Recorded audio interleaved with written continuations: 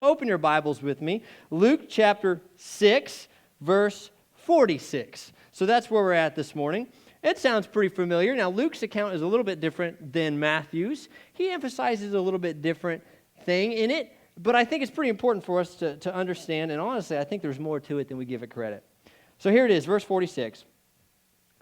So why do you keep calling me Lord, Lord, when you don't do what I say? I will show you what it's like when someone comes to me, listens to my teaching, and then follows it. It is like a person building a house who digs deep and lays the foundation on solid rock. Let's read that again. It's like a person building a house who digs deep and lays the foundation on solid rock. When the floodwaters rise and break against the house, it stands firm because it is well built. But anyone who hears and doesn't obey is like a person who builds a house right on the ground without a foundation.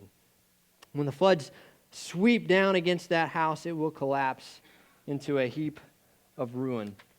So unfortunately, this season, we know a little bit more about flooding than we'd like to say. And there are some of you living along the creeks of Seneca here, and you're going, watch the water come right on up, right? And we know a little bit more about flooding than we like to see. My home, we live right along the Missouri River. Starting early this spring and even late winter, there's been devastating floods. And we know one thing about floodwaters, that when they come in, they just have an unseen power. They will rip a home to pieces.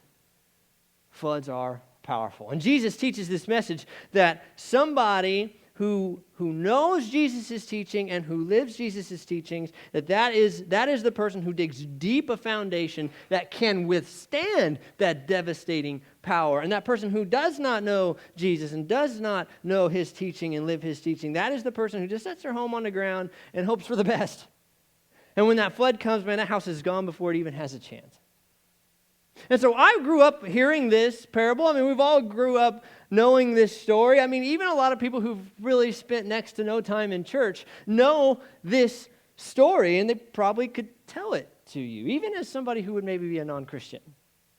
And we recognize that this story teaches us a pretty foundational truth, that when we know Jesus, when we know his Bible, we know his scripture, and we know what he says, that is a foundation of which we can live on, and that our life will hold strong in the storms of life and all these things when they come against us. And the teaching that I've been taught my whole life is that if I just know the scripture, if I just read the Bible, if I just pray a lot, if I just know everything there is to know about Jesus, that is a strong foundation upon which my life will be able to withstand the storms of the world, the culture that are thrown at it. That's the foundation upon which I build my life. All the things I know about Jesus. I've been taught that. You've been taught that. If I just go to church, if I'm just there every morning on Sundays and every night on Wednesdays, and I go to small group and I go to all the events, and if I do all those things, then that is a strong foundation upon which my life will be built. What if that's not entirely true? You see, I think when I read this text and when it was taught to me that there was a little detail from this account in Luke that was not taught to me well enough. And that comes down pretty hard and pretty convicting. You see, there seems to be a truth here in this text that we skip over a little bit, because we jump right to, well, I read my Bible and I've memorized a ton of scripture and I can quote this to you and I can quote that to you and I never miss a Sunday and I never miss a Wednesday. I haven't missed a small group yet, and I'm at all these events and all this stuff and I do all these things, and my foundation has got to be rock solid, right? Well, what if it's not? Because we miss one of these little details in this text that really is the heart. You see, I think the teaching of this text in Luke, I started in verse 46, but honestly, the teaching that Jesus is giving this crowd at this point in this sermon starts in verse 43. You see, my Bible, and probably yours, has this little header in there, has a title called Building on Solid Foundation. It separates these texts, but in reality, there really shouldn't be any separation here at all. Let me read some of the verses before it. It says this: it's the tree and its fruit, is what my Bible calls it. Verse 43, a good tree can't produce bad fruit, and a bad tree can't produce good fruit. A tree is identified by its fruit. Figs are never gathered from thorn bushes, and grapes are not picked from bramble bushes. A good person produces good things from the treasury of a good heart. And an evil person produces evil things from the treasury of an evil heart. What you say flows from what is in your heart. So why do you keep calling me Lord, Lord, when you don't do what I say? You see, Jesus, he spells out this theologically heavy reality that if we are a tree that is God's, we will produce fruit that is God's. And if we are a tree of this world, then we will produce fruit of and for this world. So why do you call me Lord, Lord, when you don't do what I say? The weight of this text is not necessarily on what we know. It's not necessarily on the events we attend. It's not necessarily on our attendance record at church and Wednesdays and small groups and everything else. The weight of the text seems to be on what we're willing to do. Read it again. So why do you keep calling me Lord, Lord, when you don't do what I say? I will show you what it's like when someone comes to me, listens to my teaching, and then follows it. When somebody knows what Jesus did and then does it, definition of disciple. When somebody knows what Jesus did and then does it, that person is building a house on a deeply dug foundation. When we are willing to act upon the information that we have from God, when we are willing to replicate the life that Jesus has lived for us, that is when we dig deep the foundation for our house to be established upon. Look at the wise builder here. Look at this wise builder. See, Luke doesn't even use that terminology. That's the terminology from Matthew, but we'll use it because we're familiar with it. The wise builder, the guy who digs his house a deep foundation, builds upon that in which it is willing and able to withstand the floods that the world throws at it. You look at this guy. The NLT, I love how it says this. He digs deep and lays the foundation. We all know that a house should have a foundation, right? I mean, I'm no contractor, I'm no builder, I'm no engineer, I'm not any of those things. I know very little about how all those things work, but I do know one thing, that every house that represents the people in this room has a foundation under it. They dig footers. They go deep into the ground. They hit something solid, whether it be the bedrock or just go deep, and they pour giant foot, whatever it takes. They put these solid foundations in the ground, and then the pad is poured on that, or the trusses and all that's built upon that higher. I mean, the house has to have a foundation in it. Now, we all know that is necessary, but you know what? When you have to dig a foundation for a home, if you've ever built one in here, that's a really expensive part of the home. It's really expensive to dig deep. It's really expensive to take out bad dirt and put new dirt in. It's really expensive to pour concrete and pour footers. It's a really expensive part of the home. And there's a lot of shortcuts you could take. There's a lot of ways you could do it faster. There's a lot of ways you could do it cheaper. But let me tell you what, is that the part of the house you're willing to go cheap on? Not if you want to live there. We all know that the foundation is important. And this wise builder, he knew that. He knew what Jesus taught. He knew what Jesus commanded. He knew the life that Jesus had had. He knew all of those things, and he replicated that. And when he lives that way, when he acts that way, when he does those things, it's in that action that the foundation is dug. He took the time, the effort, the energy, the money, the sacrifice to dig deep. It takes work.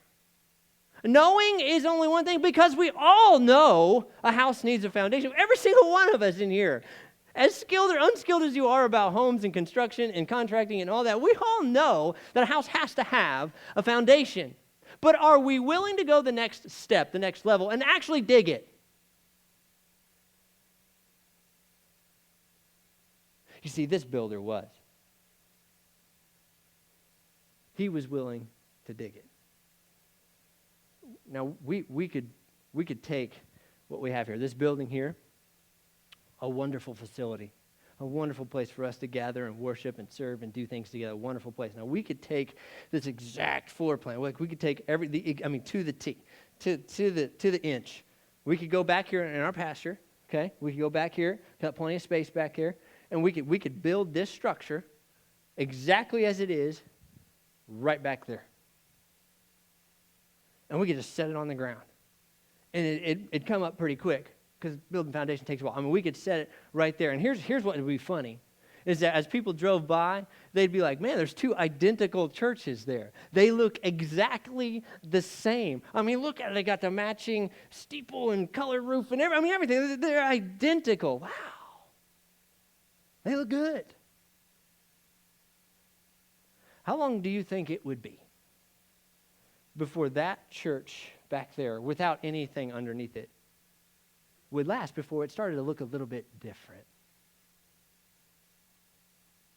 We had an F0 tornado come through here. Sean, didn't they call this an F0 tornado? I didn't know that was such a thing.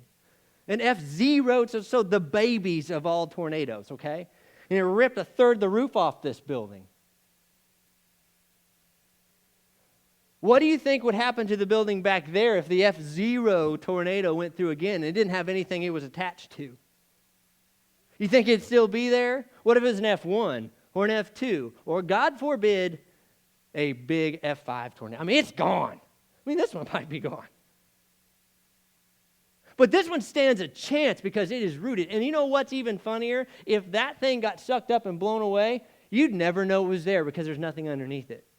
But if this building got destroyed and completely gone, you'd come back to this property and you'd say, there's still a foundation.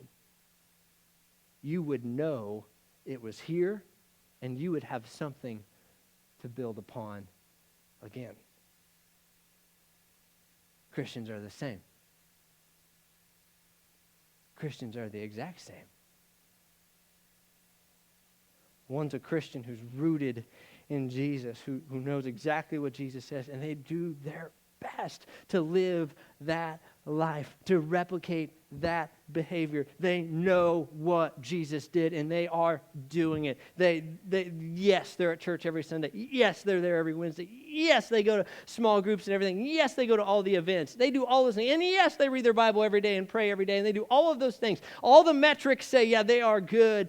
But you know what? They go the next step and they dig deep the foundation. And that happens when they act upon all the things that they learn in church. They act upon all the things they do in small groups. They go as a small group together and they go serve together. They go work together. They go fix and clean and help together. They serve on Wednesday nights with kids. They don't just come. They meet people. They bring people into their homes. They go meet people where they are. They meet them at the places they are in their life, as fixed, as pretty, as broken, and as ugly as it is. They go to those people, and they do their best to bring them back to the cross. And then you've got another Christian who reads their Bible every day, and who prays every day, and who goes to all the events and does all the stuff. But you know what?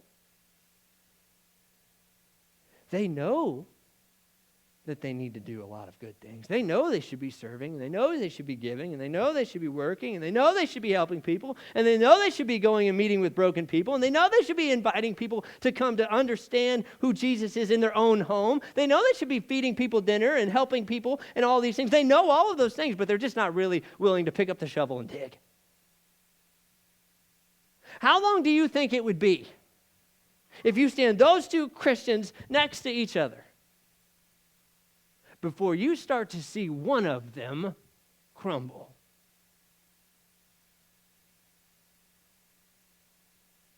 Oh, they both look pretty there for a while. They both look like they got it all together. They both look like it's the same, and they both look like identical structures for a minute.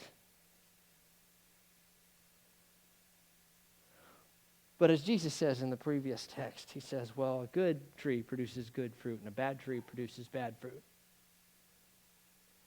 Well, the fruit of those Christians will be seen eventually. And when the storms of the world come, well, one of them will have a foundation left and one of them won't. You see, when we don't have a foundation dug, the text is very clear this morning that when the flood comes, there is absolute ruin if there is no foundation. Think about that personally. Think about that personally.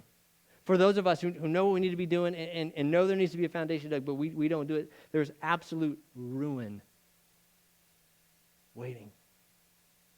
Now look at this foolish builder. You know, he says, yeah, I know. I mean, he's in the crowd. I mean, Jesus is preaching to a crowd full of foolish builders and wise builders. I mean, they're in the crowd. I mean, they're there. They've heard all of this message. I mean, and look at what Jesus has taught in just this sermon alone. I mean, if you only read one chapter, like in the Bible, you know, Luke chapter 6 would probably be right up there with some of the most important stuff. I mean, if you're a Christian, you've accepted Jesus in your life, like, and you want to know what to do now, like Luke chapter 6 is really probably, like, that would have to be one of them. Because in this, it talks about Jesus says, you've got to leave all the things of the world. You're like, all the priorities of the world, they got to go. And you got to be able to put me first, and that's a blessing. And he says, but when you put the world first, when you put me second, when you live for the world and then God, like that's a curse. And that's going to come back to hurt you. He goes on to talk about loving your enemies. He talks about loving the person who's actively against you. He talks about that. He says you need to love the person who not only doesn't love you, but hates you. That's love. Oh. He goes on. Last week we talked about judge. Don't judge. Don't condemn. Forgive. If you want to be forgiven, Jesus says you've got to forgive. And so we know that Jesus has preached all these things to this crowd, in a crowd full of wise builders and foolish builders. So we know that the wise builders are going, okay, so I need to love my enemies. I'm going to go do that. I need to forgive, so I'm going to go do that. I need to forsake all the things that the world says should be important to me, but they don't align with what Jesus says. So I've got to do that. And the foolish builder stands there in the crowd, or maybe sits in the pews,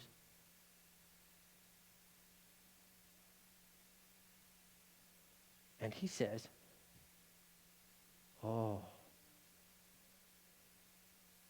that's good stuff. That's good stuff. That'd be really good to do. And I am sure glad that person over there is here to hear that. I'll see you next Sunday, Pastor.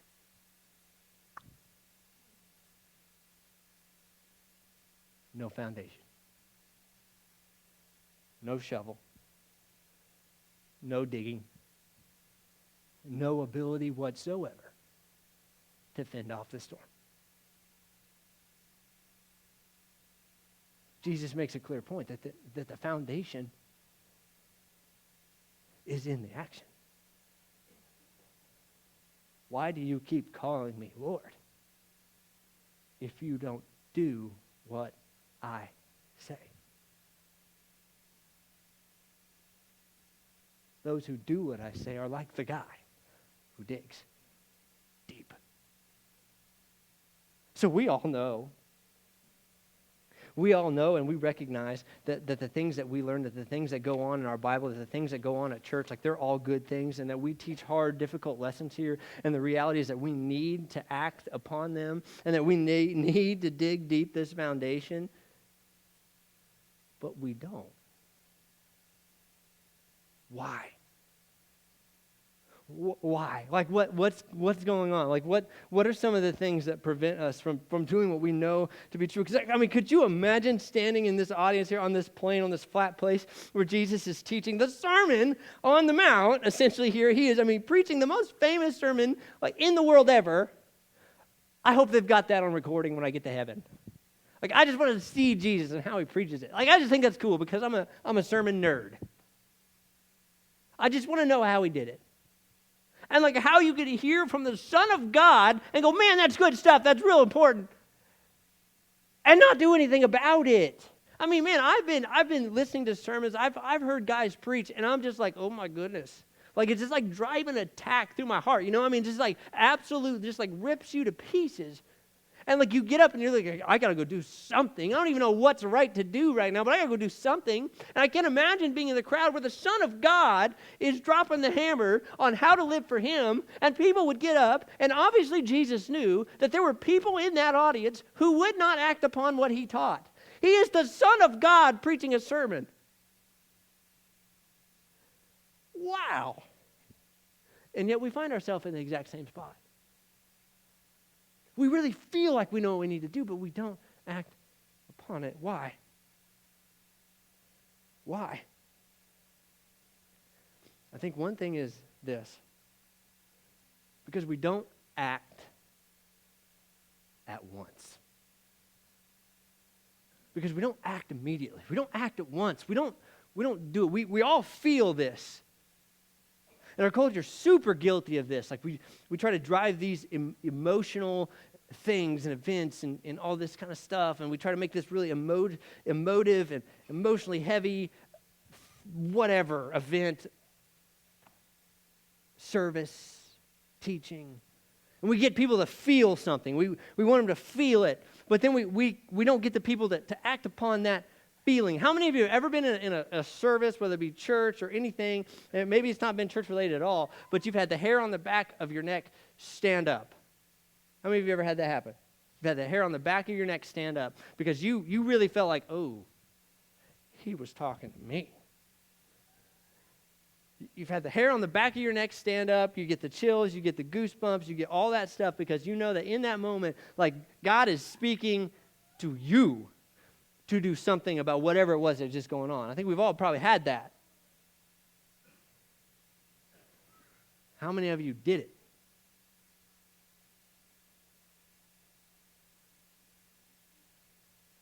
How many of us did it?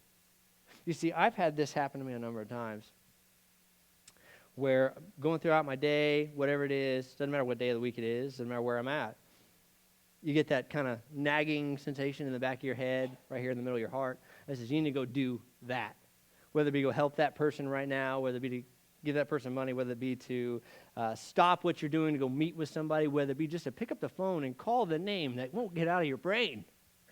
Whether it be just to text that person that God just won't let get out of your head, whether it be to respond to that email, whether it be all those things, and you sit there and you think about it, and you convince yourself, well, you know what? I need to think and pray about this, so I'm just going to wait. Because in the back of the mind, you know that if you just wait a little bit, the sensation will go away, and you won't feel guilty about it anymore, and you won't have to do it. Because we don't act at once. And so I wonder, what are the things in our lives that God is wrestling with us all the time? What are the things in our life that we need to start, that we need to pick up, or that things we need to stop, things that we need to put down, things that we need to give away and give up? That every time it comes up in our brain, we just say, you know what, let me think and pray about that for a little while, knowing that guilt will go away. But what would happen if when we felt that, if when we read a text like this, that we say we know that God's calling us to do that, we know that this is digging deep the foundations of our home that will withstand the storms of life, that when we do these things, that this will make us a better disciple of Jesus. What are the things that if we just acted upon it in that moment right now, if we made a plan, if we said, this is how I'm going to do this, it would get done.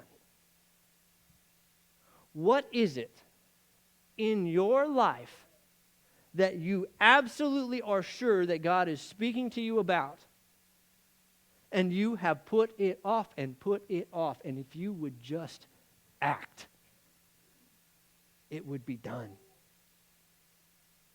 What is it? Is it something you need to start? Is it somebody you need to speak with? Is it a relationship you need to rekindle? Is it an enemy you need to love? Is it forgiveness that needs to be extended? Is it judgment that you need to ask and repent of? Is it condemnation that you need to give up? Is it that group of people you need to go to and love? What is it? But you know that God has been on you and on you and on you, and you just keep saying, well, I'm going to think about that and come back to it later, and I'll do that tomorrow. Tomorrow never comes. If the church would act today and not tomorrow, this world would look drastically different.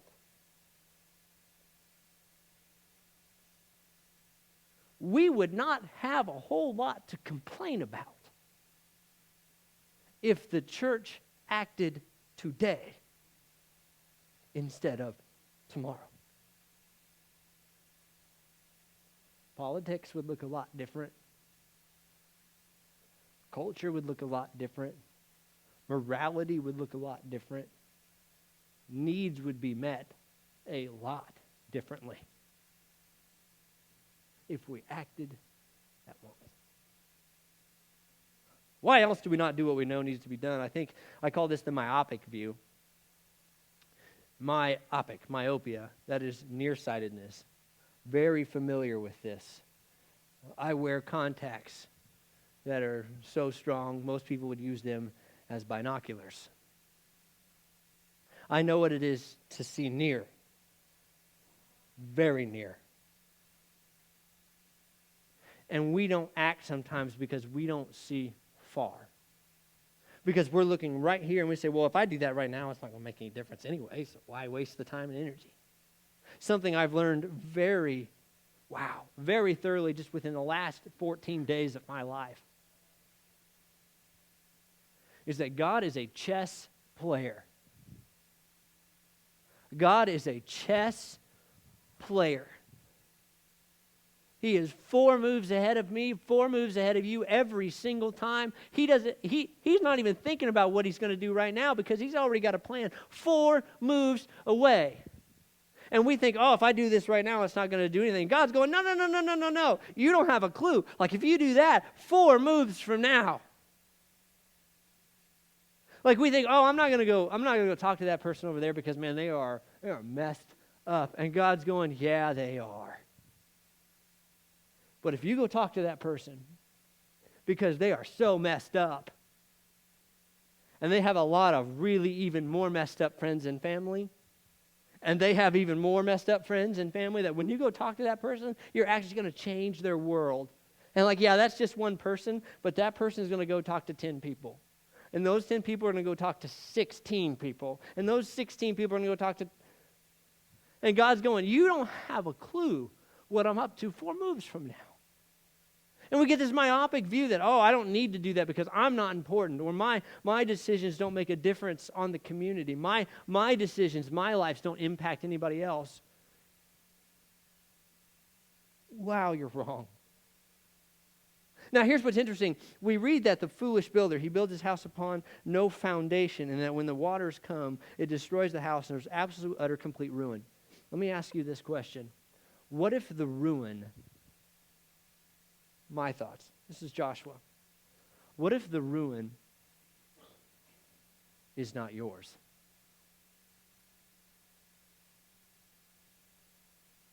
Let me explain.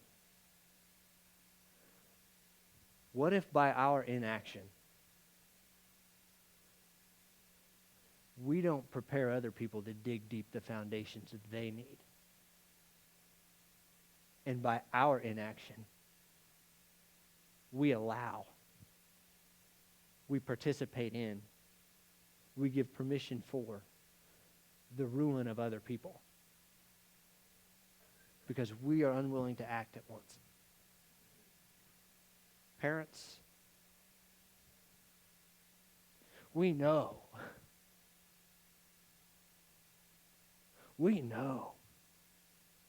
that we need to teach our kids about Jesus. I mean, we know what Deuteronomy says. It says, love the Lord your God with all your heart, all your soul, all your mind, all your being. Just love him. And then to teach your children that as you're walking down the street, to write it on your doorpost, to put it on your hand. I mean, we know that we are supposed to teach our kids about Jesus all the time, every chance we get.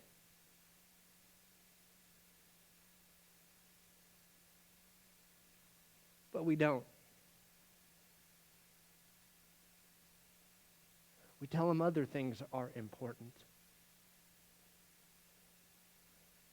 We tell them other things should be priority. And we don't do that directly with our words, of course. We live it with ourselves. And they see it, and they replicate it. The ruin is not mine now, it's my children's. Because they don't have a foundation. Because I haven't shown them how to dig one. Church, this is why we do what we do here. Because you ask any contractor, when do you build a foundation? First. I don't think you'll find a whole lot of guys out there, now there are a few, and it's expensive, that put the foundations in under the house after the house is there. Now there's some out there, you know why? Because they didn't build the foundation right the first time. And you know how much it costs to lift a house off the ground and put a foundation underneath it? Because it's hard. It's expensive. It's painful. It wrecks your house. You got to move out. Like, it's a big deal. And so we want to build our foundations first so that the house built upon it is ready. It's strong. It's not painful. And so we, as a church body, invest so heavily in what we do with our children. That's why all of this happens. Do you think I really care about paper on the walls and mountains and a river that I keep tripping over? They told me this was going to be on there. I'm like, where am I supposed to preach? They said, who cares? Figure it out. You think I care about this? No, I don't.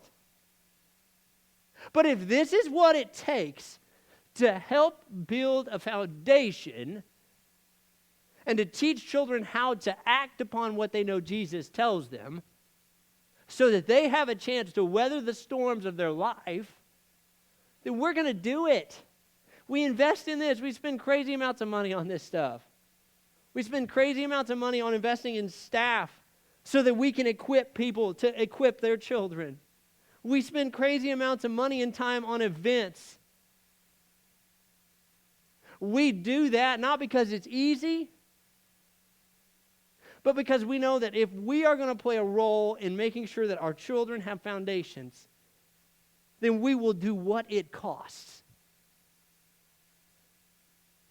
Now, here's the thing. I've got to find this little envelope here. I'm going to do my best, Sean. So Sean's better at math than me. We invest heavily in your children. And we will do everything we can to make sure that they know Jesus Christ and they have dug a foundation that will withstand. Let me run some numbers with you. So if you bring your child to church from the moment they are born to the age they are 18, and we mean every Sunday. I mean, like, they popped out yesterday and they're at church Sunday. Yeah, we're serious. That Sunday. And they never miss one Sunday. And they never miss one Wednesday night. Never. Never. In 18 years, we will have, make sure I get this right, Sean, 1,296 hours. I'll call that 1,300 hours. 1,300 hours with your child. From the age of birth to 18, there are approximately 157,680 hours in a life. We figure about 17,000 hours for school, about 52,000 hours of sleeping, so that leaves about 87,840 hours.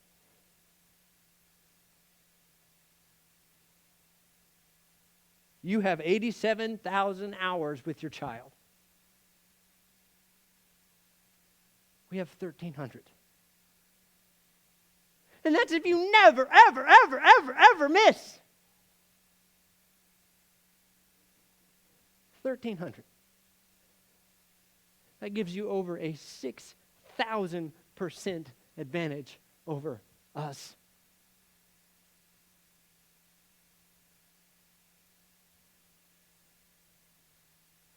We are going to do everything we can.